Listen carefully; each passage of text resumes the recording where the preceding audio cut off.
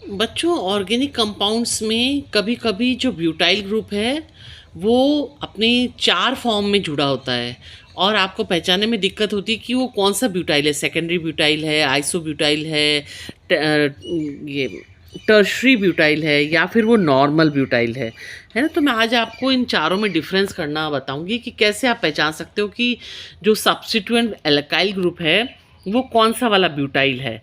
हाँ, तो secondary butyl group को कैसे पहचानोगे? देखो, इसमें जो जिस कार्बन में सेकेंडरी कार्बन बोलते हैं इसको, कौन सा होता है सेकेंडरी कार्बन? जिसमें एक हाइड्रोजन होता है और दो बाकी के दो बॉन्ड कार्बन से जुड़े हुए हैं। तो ये कैसा ग्रुप है? एक सेकेंडरी कार्बन है। ये सेकेंडरी कार्बन के थ्रू ही एक लॉन्ग चेन से जुड़ा होगा, तब इसको बोलेंगे सेकेंडरी ब्यूटाइल। अब सेकेंडरी ब्यूटाइल में और आइसोब्यूटाइल में देखो क्या डिफरेंस है। आप बोलोगे इसमें भी एक सेकेंडरी कार्बन है, बीच वाला है ना सेकेंडरी कार्बन, लेकिन ये सेकेंडरी कार्बन तो है, लेकिन ये इसके थ्रू लॉन्ग चेन से नहीं जुड़ा हुआ, ये इसके पास वाले कार्बन के थ्रू लॉन्ग चेन से जुड़ा हुआ है। जैसे मैं इनको कंपाउंड में जोड़ के दिखाती हूँ आपको। ये है 2 सेकेंडरी ब्यूटाइल हेक्सेन। क्यों है 2 सेकेंडरी ब्यूटाइल हेक्सेन? क्योंकि 2 पोजीशन पे लॉन्ग चेन जो है ना हेक्सेन की 6 कार्बन एटम की लॉन्ग चेन पे सेकंड पोजीशन पे सेकेंडरी ब्यूटाइल ग्रुप जुड़ा हुआ है। क्यों सेकेंडरी ब्यूटाइल ग्रुप जुड़ा हुआ है? क्योंकि ये कार्बन उस कार्बन से जुड़ा है जिस जो कि सेकेंडरी कार्बन है ना, उसके CH ग्रुप है वो सेकेंडरी कार्बन है। इस वाली चेन में देखो, ये है 2 आइसोब्यूटाइल हेक्सेन।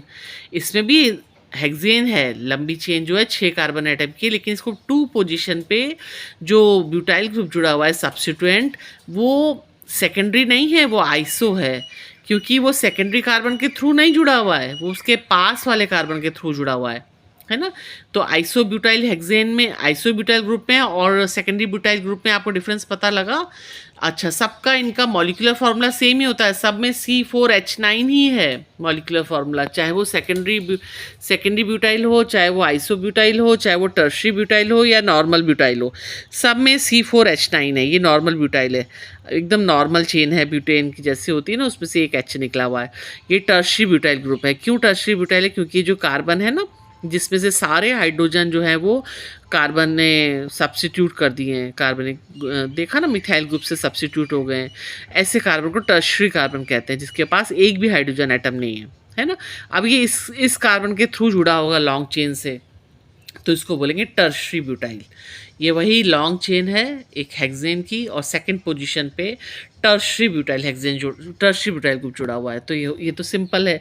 ये भी सिंपल है क्योंकि इसमें सिर्फ नॉर्मल ब्यूटाइल ग्रुप जुड़ा हुआ है सेकंड पोजीशन से।